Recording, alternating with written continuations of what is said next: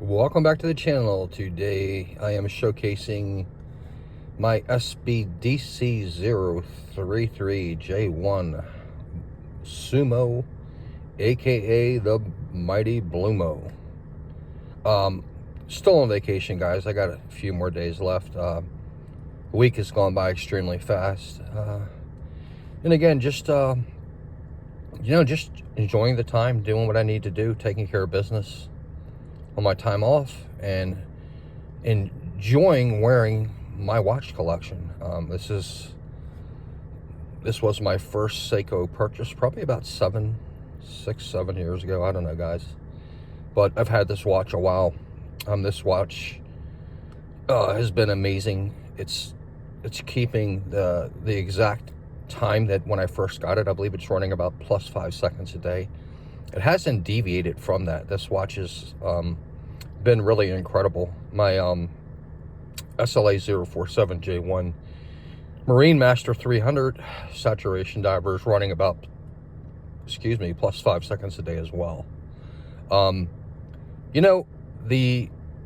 Marine Master is the best watch I own in my collection. But if I'm being honest, guys, and I know this may shock some of you guys or maybe be a surprise, I go back and forth on which is my favorite. Is it the Blumo or is it my Marine Master? I gotta say that this was my first obtainable grail in my watch collection. It wasn't my first Seiko. My first Seiko was the SKX. However, this was my first Seiko purchase. This is what started it. Well, the SKX, I guess, is what got the whole thing started as far as Seikos and divers and automatics. But as far as my current collection, I would have to say this is the watch that started it all. And I haven't looked back.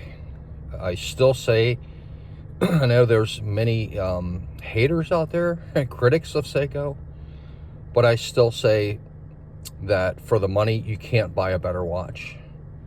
Seiko has entry-level watches, Seiko 5s. It has the Prospects line. It has entry-level Prospects, mid-level Prospects, high-level, spring drive, Grand Seiko. I mean, guys, Seiko covers all the bases. And this right here is an example. I did want to mention, I added a Marine Master class to this stock bracelet, which to me just solidified everything as far as me loving this watch even more. But yeah, this was my first Seiko dream watch, grail watch, because I couldn't at the time afford the Marine Master. And I ended up being gifted a turtle. I considered at one time, just saying, just buy a turtle. That'll satisfy you. But I was just like, you know what? I saved. I patiently waited and just kept saving my money until I could afford this. And this at the time wasn't a super expensive watch. I know the Sumos today, the 3rd gen Sumos after this model, this is the discontinued 2nd generation Sumo, but the 3rd gens are now they have a 6R35 movement, sapphire crystal, and they're going anywhere between like $600, $800, even some of them $900, which to me is a crying shame. I don't get it. I actually prefer, and don't get me wrong, I've seen some really awesome 3rd gen Sumos, but they kind of tamed it down a little bit. They made the hour marker smaller, the hands thinner, the bezel font a lot smaller.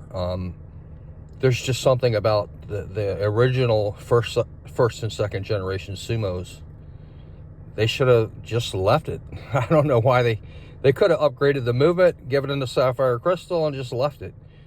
But Seiko, I don't know why or what they were thinking. Why would you tame a beast like this? It's perfect. It's perfect the way it is. It's a little people say cartoonish, whatever, man. I mean, I don't think so.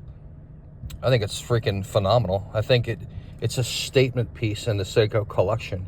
It's one of the best. If you guys look at the angles and the polishing and the brushing and all the different angles on this watch, how the case kind of shrouds the bezel on the sides, has a signed crown. You don't see that too much anymore.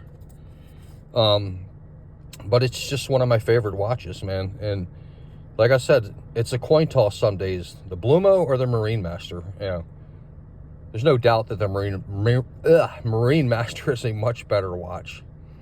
We all know that. But as far as which one is my favorite, it's a hard decision some days for me to decide which I really like or prefer better. I think I like them equally. I know that the Sumo is sort of like the first generation Marine Master.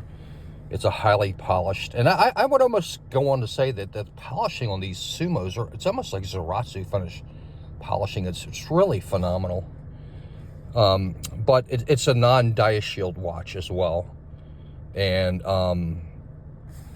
it's got a much brighter steel than my Marine Master 300, and that's going to be a future topic for a video. I know my buddy Seiko Steve had talked about his Marine Masters, the first gen, having a non-diashield coating and being brighter, but with Zaratsu polishing. And you know, which do we prefer, diashield or not? There's advantages to both. Being non-diashield, I guess it would be more prone to scratching, although as long as I've had this watch, I don't have any scratches on it, guys. But I take good care of it. I really do. So, anyway, I'm not going to ramble on anymore, guys. This is my SBDC033J1 Sumo Blumo, and I hope everybody's having a great day. Hope you guys are blessed. Enjoy your Friday. Enjoy your weekend. And I'll see you in the next video.